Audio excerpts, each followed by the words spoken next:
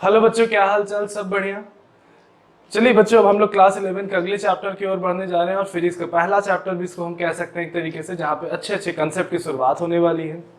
अच्छे अच्छे न्यूमेरिकल देखने को मिलेंगे, डेरिवेशंस अच्छे मिलेंगे आपको, और मैकेनिक्स की भी यहीं से शुरुआत होने वाली है, जो क्लास 11 में एक बहुत बड़ा सिलेबस अपने में होता है। और बच्चों, मैकेनिक्स अगर बहुत अच्छे से अगर आपकी स्ट्रांग होती है ना, तो बड़े अच्छे अच्छे कंपटीशन आपके क्लियर हो जाते हैं।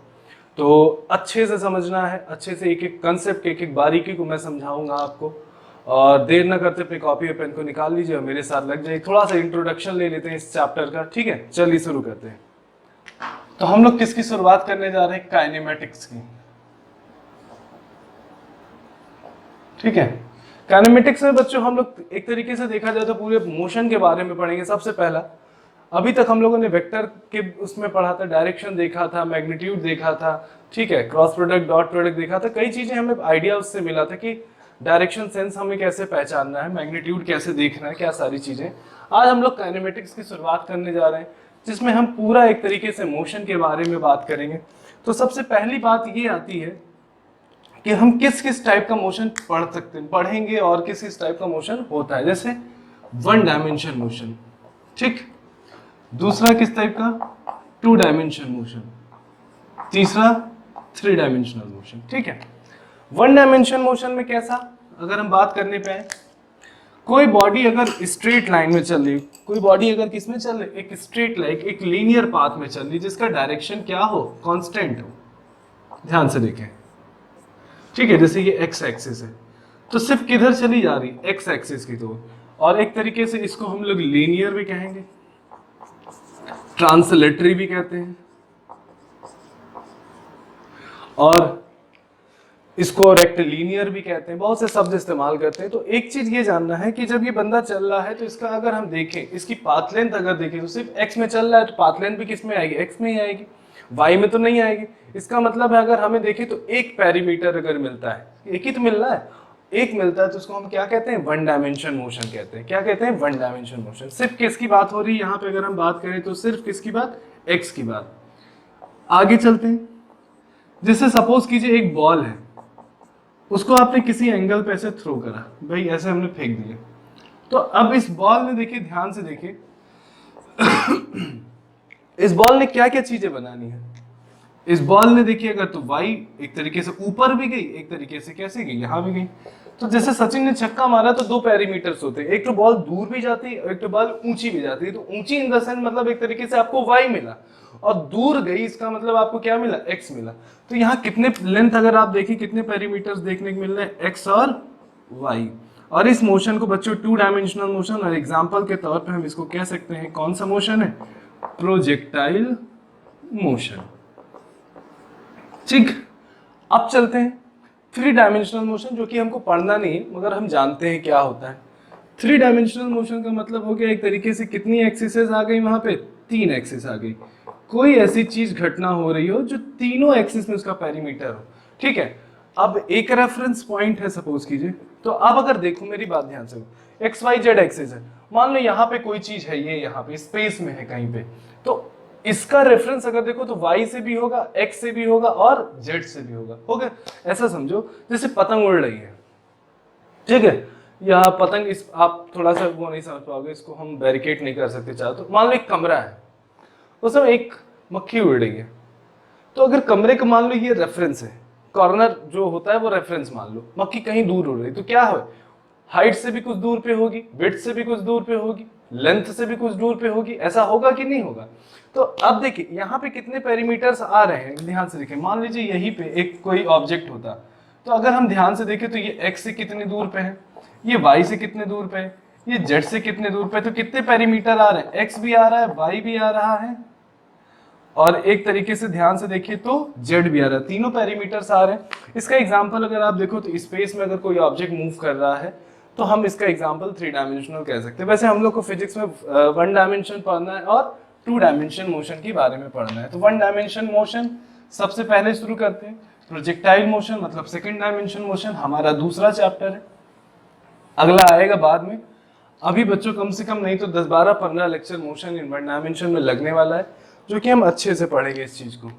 तो सबसे पहला चैप्टर जो है मोशन इन वन डायमेंशन। ठीक है, और ये भी एक मैं आपको लिखा देता हूं, इस चैप्टर में हम क्या क्या चीज पढ़ेंगे ये बहुत जरूरी है। किसी भी चीज को अगर सिस्टमैटिक ढंग से पढ़ा जाए तो वो हमारे लिए बड़ा इजी होता है। अगर किसी भी चीज को अगर सिस्टमैटिक अगर हम नहीं पढ़ेंगे तो वो हमारे लिए बेकार, हमको बड़ा भी लगता है। जैसे हम मान लीजिए क्लास 11th है, इससे पहले अगर हम देखें 9th 10th में देखें तो बड़ी छोटी छोटी पतली पतली किताब, तो हमें लगता है कि सिलेबस बहुत छोटा है। अब अगर 12th या 11th में जब आप आते हो तो देखा होगा कितनी मोटी मोटी किताबें, लगता भी होगा कि यार कैसे खत्म होगा। क्या ऐसा नहीं कि खत्म नहीं होता, बच्चे एग्जाम नहीं देते, पास भी होते हैं। तो एक चीज ये है कि अगर उस चीज को बड़ा इजी प्रोसेस में लाना है तो हमें सबसे पहली चीज है कि हमको अपने आप को सिस्टमैटिक होना पड़ेगा। ठीक है, और कैटेगराइज करके छोटे छोटे टुकड़ों में बांट के चीजें पढ़ना पड़ेगा, तब जाके हमें चीजें अच्छी भी लगेंगी। ठीक है, चलिए देखिए, सबसे पहले मैं लिखा देता हूँ कि उसमें क्या क्या चीजें हमें पढ़नी है। चलिए, सबसे पहली चीज अगर बात करते हैं तो बेसिक जो सबसे पहली चीज है, हमें पोजीशन जानना है क्या है। दूसरा रेस्ट एंड मोशन। ठीक, तीसरी चीज, अगर तीसरी चीज बात करते हैं, फ्रेम, जो भी चीज पढ़नी है सब लिख लीजिए, frame of reference. Next distance and displacement.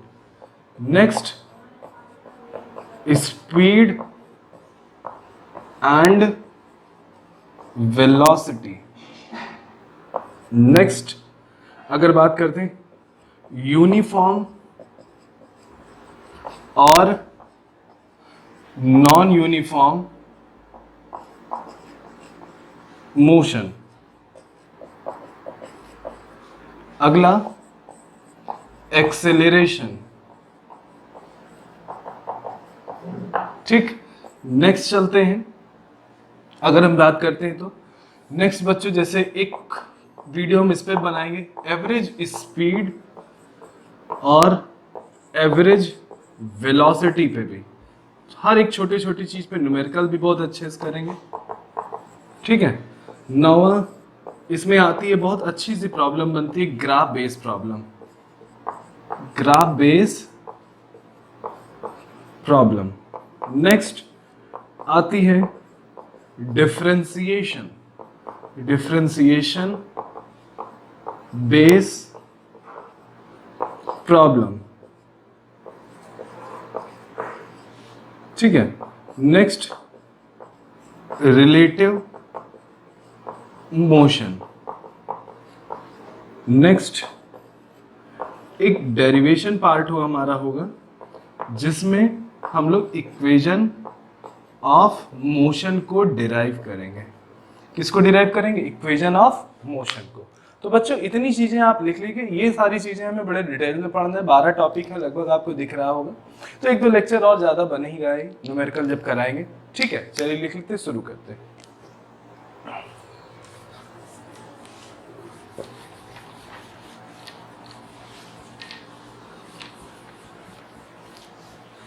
अब समझते हैं, सबसे पहली जो हेडिंग हमारी है क्या है? ये पोजीशन। सबसे पहले समझते हैं कि पोजीशन क्या चीज है। ठीक है, देखिए अगर मान लीजिए कोई ऑब्जेक्ट है, सपोज कीजिए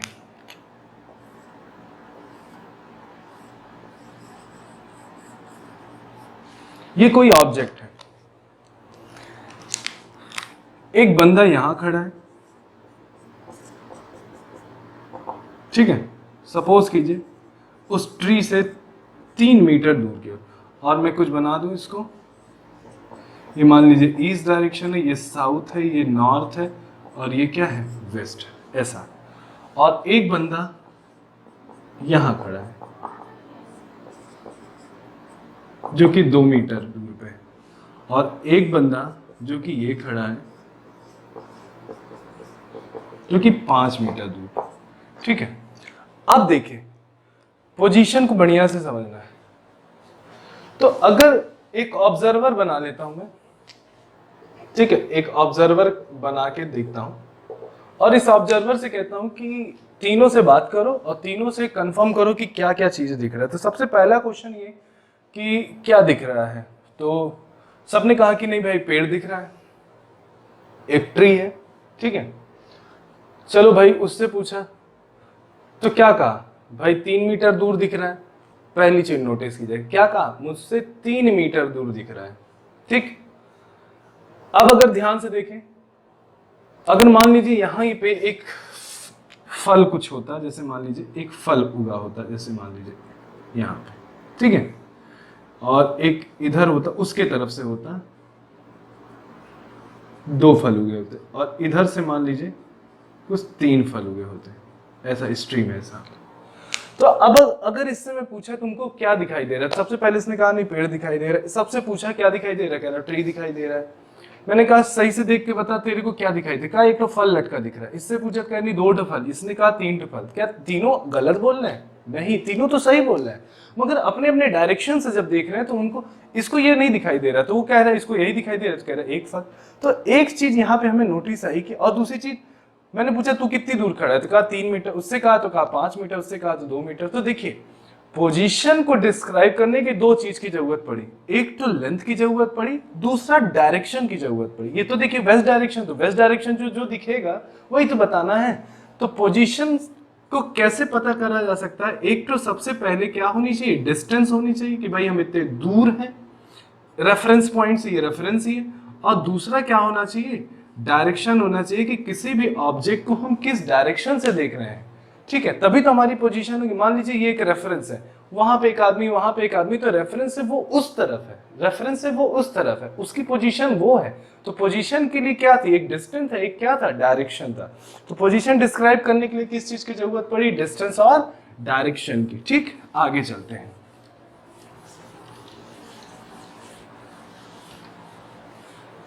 अब दूसरी बात, रेस्ट की बात आई और मोशन की बात आई। किसकी बात आई, रेस्ट और मोशन। अगला टॉपिक, रेस्ट और मोशन, और भी क्या, एंड लिख लीजिए, रेस्ट एंड मोशन। क्या चीज है, समझते हैं इस चीज को, ध्यान से समझते हैं। अब देखिए हम फिर से एक ट्री बनाते हैं,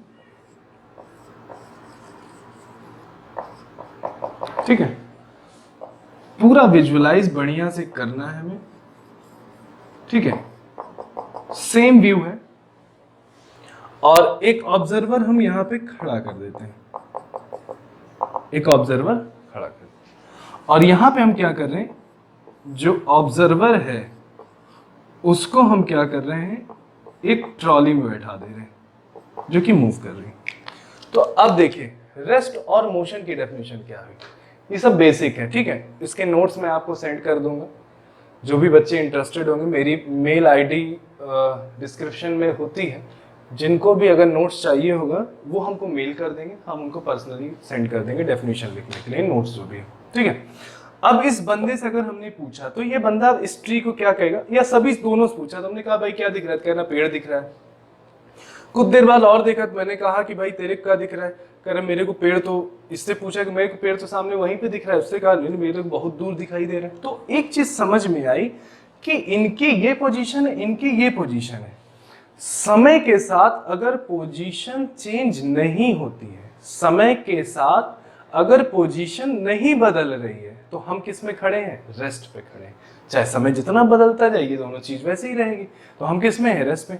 अगर समय के साथ हमारी पोजीशन क्या होती गई, चेंज होती गई, तो उसको क्या कहते हैं, मोशन कहते हैं, ठीक। कोई पूछे रेस्ट की डेफिनेशन क्या है, तो हम क्या कहेंगे कि अगर रेस्ट की डेफिनेशन बेसिक है भाई, अगर पोजीशन हमारी समय के साथ नहीं बदल रही तो हम रेस्ट में है, और पोजीशन हमारी समय के साथ क्या हो रही, चेंज हो रही, तो हम किस में है, मोशन में।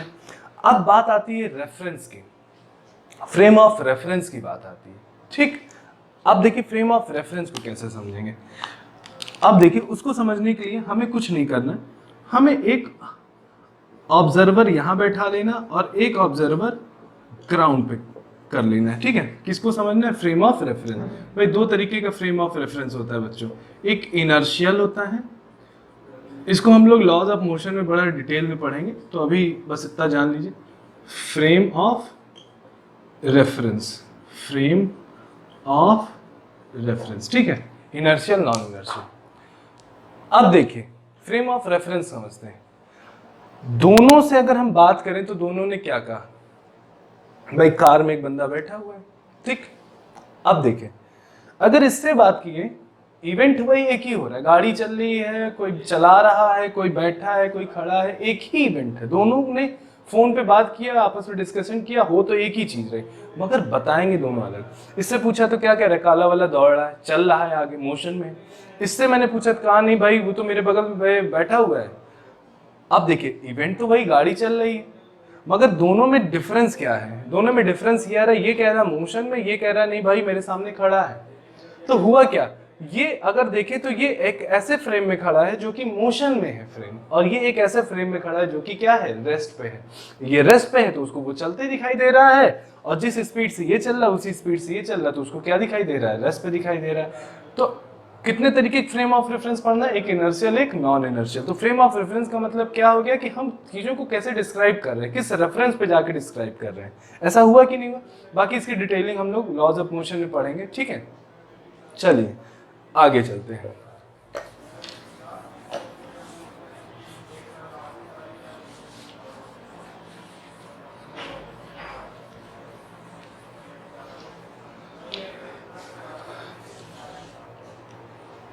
अब बात आती है डिस्टेंस एंड डिस्प्लेसमेंट की, ठीक है। एक इवेंट करते हैं हम लोग, एक इवेंट करते हैं, कोई दिक्कत नहीं। एक बंदा है,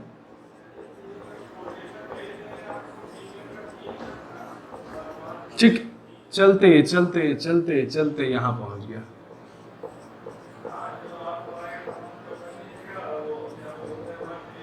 ठीक। अब देखिए इसमें क्या हुआ, अगर हम बात करें तो इस बंदे ने इस पाथ को फॉलो किया जो कि एक्चुअल पाथ है, जो कि क्या है, एक्चुअल पाथ, ठीक है, एक एक्चुअल पाथ। और इस एक्चुअल जो पाथ को हम चलते हैं इसी को क्या कहते हैं, डिस्टेंस कहते हैं। इसे क्या कहते हैं, डिस्टेंस कहते हैं। अब बात आई डिस्प्लेसमेंट। डिस्प्लेसमेंट मतलब हम डिस्प्लेस्ड कितना हुए, ठीक है। अब देखिए पहले हमारी पोजीशन ये थी, अब हम कहाँ दिखाई दे रहे हैं, यहाँ दिखाई दे रहे हैं। तो एक ऑब्जर्वर रख लो, तो एक ऑब्जर्वर जब हमने रखा तो ऑब्जर्वर क्या बोलेगा, भाई पहले यहाँ दिखाई दे रहा था अब वहां दिखाई दे रहा है, इसका मतलब इनिशियली तू यहाँ दिखाई दे रहा है, फाइनली तू यहाँ दिखाई दे रहा है। तो कहेगा, सिंपली कहेगा, फिजिक्स को जानना है तो एक ऑब्जर्वर रखिए, उससे सारी चीज पूछिए, बहुत अच्छे से बताएगा। कहेगा भाई पहले ये ऑब्जेक्ट यहाँ पोजीशन थी इसकी, अब वहां दिख रही। तो मैंने पूछा कहाँ दिख रही, तो उसने कहा नहीं वो दिख रही है, दिख रही है।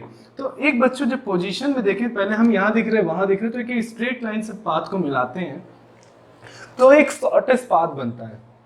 क्या बनता है, एक शॉर्टेस्ट पाथ, जिसको हम क्या कहते हैं, डिस्प्लेसमेंट कहते हैं, जिसको हम क्या कहते हैं, डिस्प्लेसमेंट कहते हैं, ठीक। डिस्टेंस की बात अगर आती है तो डिस्टेंस कैसी क्वांटिटी होती है, स्केलर, ठीक। इसके पास क्या होगा, सिर्फ मैग्नीट्यूड होगा, और मैग्नीट्यूड होगा, और ये क्वांटिटी कैसी क्वांटिटी होगी, पॉजिटिव। अगर भाई मैग्नीट्यूड है, हमें सेब लेने गए तो हमने कहा 2 किलो दे, तो 3 किलो 4 किलो, क्या -2 किलो कहते हैं क्या, नहीं। तो मैग्नीट्यूड हमेशा कैसा होगा, पॉजिटिव, ठीक। डिस्प्लेसमेंट कैसी क्वांटिटी है, वेक्टर क्वांटिटी है, मैग्नीट्यूड भी होगा, डायरेक्शन भी होगा। डायरेक्शन हमारी पॉजिटिव भी होती है, डायरेक्शन हमारी नेगेटिव भी होती है, और हम जीरो भी कह सकते हैं, ठीक है। तो डिस्प्लेसमेंट हमारा पॉजिटिव भी हो सकता है, डिस्प्लेसमेंट हमारा नेगेटिव भी हो सकता है, डिस्प्लेसमेंट हमारा क्या हो सकता है, जीरो भी हो सकता है। तो डिस्प्लेसमेंट को हम ये भी कह सकते हैं एक तरीके से, चेंज इन पोजीशन, हमारी पोजीशन में कितने का चेंज आया, इसको भी हम क्या कह सकते हैं, डिस्प्लेसमेंट। डिस्प्लेसमेंट देखिए एक पाथ है, दूसरा क्या है, एक डायरेक्शन। कहेगा नहीं कि वो दिखाई दे रहा है वहां पे, वो दिखाई मतलब क्या है, डायरेक्शन बता रहा है, ठीक। समझ गए, शॉर्टेस्ट पाथ क्या कहेगा, डिस्प्लेसमेंट, और जो एक्चुअल पाथ आप चलते हो वो क्या है, डिस्टेंस है। अब कुछ एग्जांपल देखते हैं बच्चों।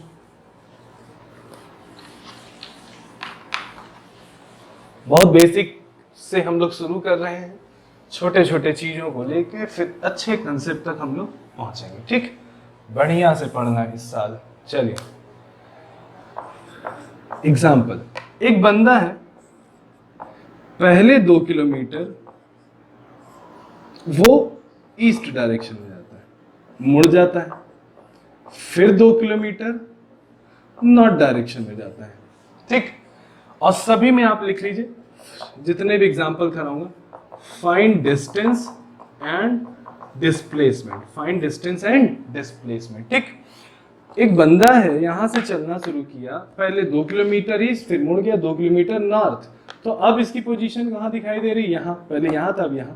इसको स्ट्रेट लाइन से मिला दीजिए, ये क्या क्या है, एक डिस्प्लेसमेंट। और ये कितना आएगा बच्चों, ध्यान से देखिए, हाइपोटेन्यूज बनता है एक तरीके, 2 2 जा 4, 2 2 जा 4, इसको 2√2 कह सकते हैं। तो हमारा जो डिस्टेंस आया 2 + 2 कितना बना, 4 किलोमीटर का, और जो डिस्प्लेसमेंट आया वो कितने का है, 2√2, मगर किस डायरेक्शन में, अगर ध्यान से देखें तो ये नॉर्थ है और ये डायरेक्शन क्या हो गए, ईस्ट, ये नॉर्थ ईस्ट हो गई, तो हम क्या बोलेंगे, नॉर्थ ईस्ट। सॉल्व हो गया हमारा। आगे चलते हैं,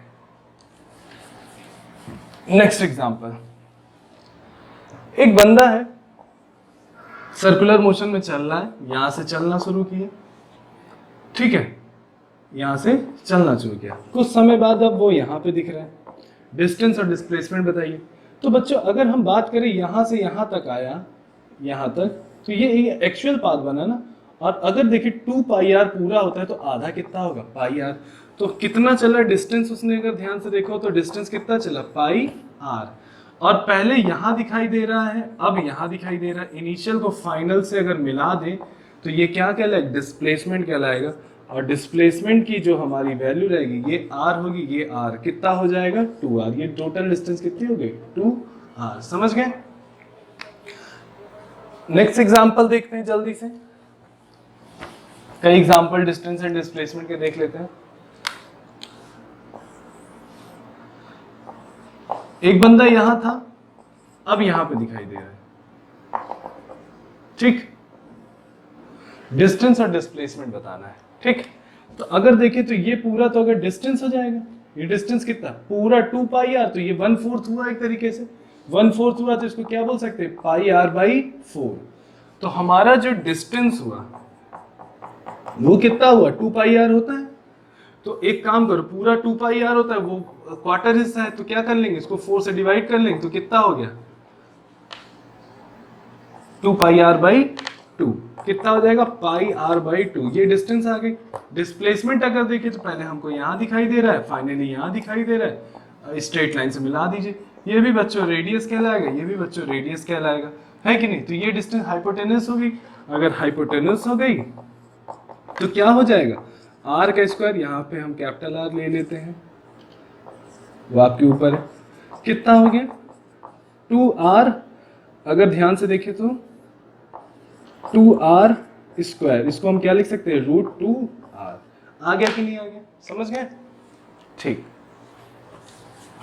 एक बहुत ही अच्छी प्रॉब्लम कराने जा रहा हूं, ठीक है, ध्यान से देखिएगा सब लोग, मेरी बात को ध्यान समझिए। समझ में तो आ रहा होगा, तो काफी सरल, इसी तरीके पूरी फिजिक्स पढ़ाऊंगा, हर कठिन से कठिन चीज को इतने सरल वे में मैं बताऊंगा, बस ये है आप कनेक्ट रहिए, ठीक है, ध्यान से देखते, बस कहीं भी ऐसा हो कोई कंसेप्ट चल रहा हो तो अपने उसमें मतलब डिस्ट्रैक्ट मत होइए, बस फोकस्ड होके आधे घंटे पढ़ लीजिए, बहुत ही सरल फिजिक्स लगेगी, ये चीज मेरी गारंटी है इसकी, ठीक। ध्यान से देखिए, एक क्वेश्चन है, एक कार हर 2 किलोमीटर चलने के बाद 60 डिग्री का टर्न लेती है। एक कार हर 2 किलोमीटर चलने के बाद 60 डिग्री का टर्न लेती है, तो दूसरे टर्न पे डिस्प्लेसमेंट क्या होगा, तो दूसरे टर्न पे डिस्प्लेसमेंट क्या होगा, समझिए। एक कार है, 2 किलोमीटर चली, चलना इसको इधर था, 60 डिग्री क्या हो गई, टर्न कर गई। एक कार है, सीधे चलना था, क्या हो गई, 60 डिग्री क्या हो गई, टर्न हो गई। एक कार है, सीधे चलना था, 60 डिग्री क्या हो गई, टर्न कर गई। एक कार है, सीधे चलना था, 60 डिग्री क्या हो गई, टर्न हो गई। एक कार है, ऐसे चलना था, 60 डिग्री क्या हो गई, टर्न हो गई। तो आप देखिए तो पूरा एक रेगुलर हेक्सागन बना कि नहीं बना, भाई 2 किलोमीटर चला 60 डिग्री, 2 किलोमीटर चला 60 डिग्री, 2 किलोमीटर चला 60, ऐसे रेगुलर हेक्सागन बन गया। ठीक, ये जो डिस्टेंस है ये कितनी है? 2 किलोमीटर है कि नहीं? पहला टर्न दूसरा टर्न मिला लीजिए, तो ऑब्जेक्ट पहले यहां दिखाई देगा, फिर कहां दिखाई देगा? यहाँ। पहला टर्न दूसरा टर्न। ठीक, यहां से बच्चों परपेंडिकुलर डाल दीजिए, यहां से क्या करिए? परपेंडिकुलर डाल दीजिए। ये 60 डिग्री, तो ये भी कितना हो जाएगा? 60। अब देखिए डिस्प्लेसमेंट, ये जोड़ दे डिस्प्लेसमेंट, ये 2 है तो ये भी कितना होगा? 2 होगा। ये डिस्टेंस और ये डिस्टेंस निकाल ले, एक तो निकाल लो, 2 से मल्टीप्लाई कर लो, बाकी तो सेम ही बनेगा, रेगुलर हेक्सागन है। तो अब देखिए ये डिस्टेंस कितनी है? 2 किलोमीटर की। ये 60 है तो देखिए 60 डिग्री दिख रहा है, पैरेलल पैरेलल दिख रहा है, 60। अब देखो ये तो हाइपोटेनस हो गया, ये क्या हो गया? बेस हो गया। ये क्या हो गया? परपेंडिकुलर। और किस फॉर्मूले में बेस चाहिए आता है? तो cos थीटा बेस अपॉन क्या होता है? हाइपोटेनस। और थीटा कितना बन रहा है? 60 डिग्री। हमें बेस फाइंड आउट चाहिए, बेस चाहिए कि नहीं चाहिए? हाइपोटेनस 2 है, cos 60 1/2 होता है, बेस 2 से 2 कट गया, तो बेस हमारा कितना आ गया? 1 आ गया। तो ये डिस्टेंस बच्चों 1 हो गई, ये 2 है, ये भी क्या हो गई? 1। तो अगर यहाँ से यहाँ तक जोड़ लें तो 1 + 2 + 1 कितना आ जाएगा? 4। यही हमारा क्या हो जाएगा? डिस्प्लेसमेंट हो जाएगा। समझ गए? तो बच्चों ये रहा पहला topic, motion in one dimension का पहला लेक्चर। डिस्टेंस डिस्प्लेसमेंट तक बता दिया मैंने, इंट्रोडक्शन बता दिया। अगला जो होगा वीडियो हमारा स्पीड एंड वेलोसिटी पे होगा। जैसा भी हो कमेंट में जरूर बताइए, सब्सक्राइब करना, बेल आइकन हिट करना बिल्कुल मत भूलिएगा।